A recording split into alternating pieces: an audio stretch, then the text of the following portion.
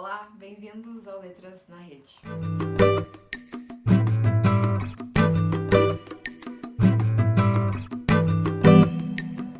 Hoje nós vamos conversar sobre uma das vanguardas de mais expressão na produção artístico-cultural brasileira, o movimento concretista.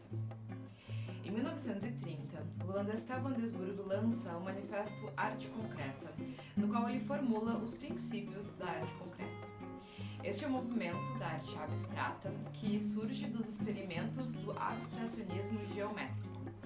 Estamos falando de arte não figurativa, ou seja, que não tem intenção de imitar objetos ou pessoas, mas criar imagens, neste caso a partir de formas geométricas. É uma arte, portanto, anti-impressionista. Se vocês não lembram o que foi o movimento impressionista, eu fiz um vídeo em que falo sobre ele. Procura lá no acervo do Letras na Rede. Aqui, a técnica não é a pincelada marcada, subjetiva do artista, mas a pincelada mecânica, matemática, feita na régua mesmo. A arte concreta deveria, segundo Van Desburgo, ser composta por elementos plásticos exatos que significassem por si próprios e fossem, portanto, universais.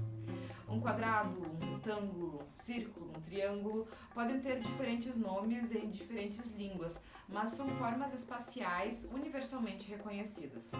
Um quadrado é sempre um quadrado aqui ou em qualquer lugar do mundo. O simbolismo, o lirismo, o sentimentalismo das formas são substituídos no concretismo pela composição de planos, cores e linhas. Então, universalidade e clareza absoluta das formas e sentidos são alguns dos princípios deste primeiro manifesto da arte concretista. As artes concretas se assemelham entre si.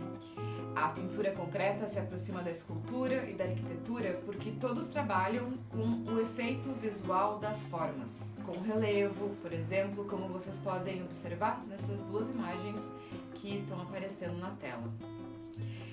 Então, resumindo, uso de formas geométricas, da lógica e da matemática na criação artística, a valorização do racionalismo, do universalismo das pinturas, são algumas das características mais gerais da arte concreta expressas nesse manifesto de Van Desburgo em 1930. Mas, e é bom sempre prestarmos atenção a isso, estes são preceitos iniciais, sugestões, não são leis. Cada expressão do concretismo atualizou e inovou essas ideias, até rompeu com algumas delas. E a gente tem alguns exemplos muito legais do concretismo aqui no cenário artístico brasileiro. No Brasil, o concretismo surge nos anos 1950. Ele chega junto com o JK e todo o processo de modernização, industrialização e urbanização que ele promove enquanto presidente. Vocês devem se lembrar do plano de ação do JK, de que o Brasil vai crescer 50 anos em 5. Há uma espécie assim de euforia desenvolvimentista no ar e artística também.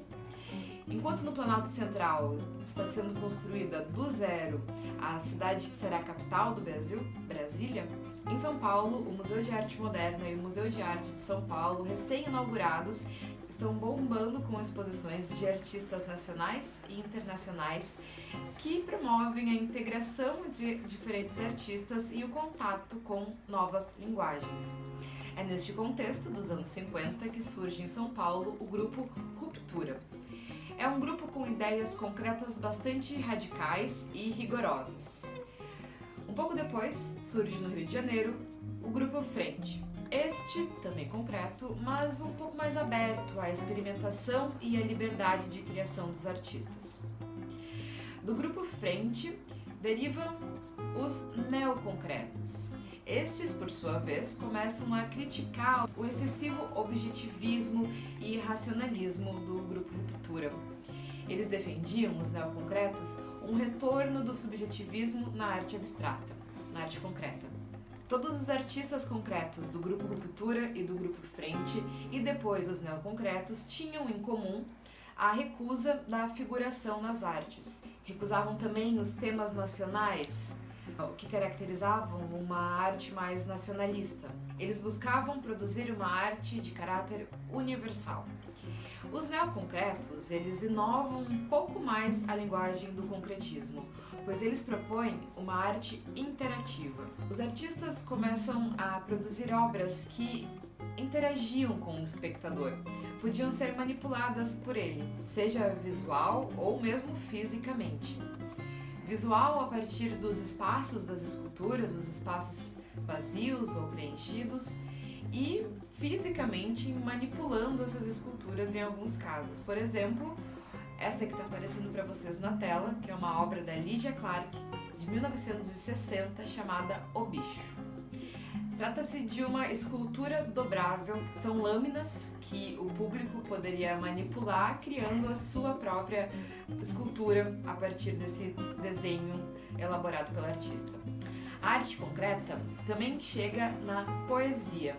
Também a linguagem, também a língua escrita vai se tornar concreta.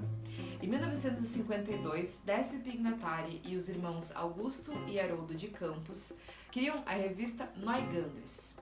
Nela, eles divulgam e defendem a sua proposta de uma poesia concreta. Trata-se de uma poesia visual. A estrutura da poesia concreta é dita verbivoco-visual. Ela é verbo, ou seja, palavra, mas é também som e imagem. Esses poetas propõem a abolição do verso tradicional. Aquele verso linear que lemos da esquerda para a direita, do primeiro ao último verso, de uma margem à outra da página. A poesia concreta vai explorar todos os espaços da página. Ela faz a página explorar os espaços do livro e o livro o espaço do mundo. No concretismo, o livro de poesia não é um livro simplesmente, mas é um objeto livro. Não são apenas letras dispostas em páginas fechadas dentro de um livro. Alguns poemas são mesmo manuseáveis. E estas poesias apenas ganham sentido quando o leitor as toca, quando o leitor as manuseia. Dependendo da forma como ele mexe essa poesia, ela vai tomar um sentido diferente. Portanto, a experiência da poesia concreta não é a do eu lírico tradicional que a gente conhece. O leitor é o próprio eu lírico dessa poesia, que se constrói através da manipulação da poesia. E o leitor manipula esse poema com seus olhos, com os sons, com as mãos, enfim, com os sentidos. Eu vou mostrar para vocês. Aqui a gente tem um exemplo do poema Via Linguagem, do Augusto de Campos. Essa é uma poesia concreta. Assim que a gente lê, língua. A gente dobra, a gente vê, a gente lê via linguagem. Novamente, linguagem. Tudo via linguagem. E assim por diante. Aqui se a gente dobra assim, por exemplo, da viagem. Por isso a gente fala em um poema processo, porque ele tem a imagem e a experiência como princípio. A sintaxe dessa poesia não é a da língua, ela é uma sintaxe visual. E o livro não é simplesmente um livro de poesia, mas é um objeto livro. Eu vou mostrar para vocês. Esse é um livro do Augusto de Campos chamado Caixa Preta. Ele vem com uma série de poesias nos formatos mais diversos possíveis. Aqui, por exemplo, a gente tem um poema que não só trabalha com o espaço do poema na página, com o tamanho da página, com as cores da página, mas até mesmo com as tipografias das letras. Por exemplo, aqui o O é substituído por uma bolinha, o E por uma estrela.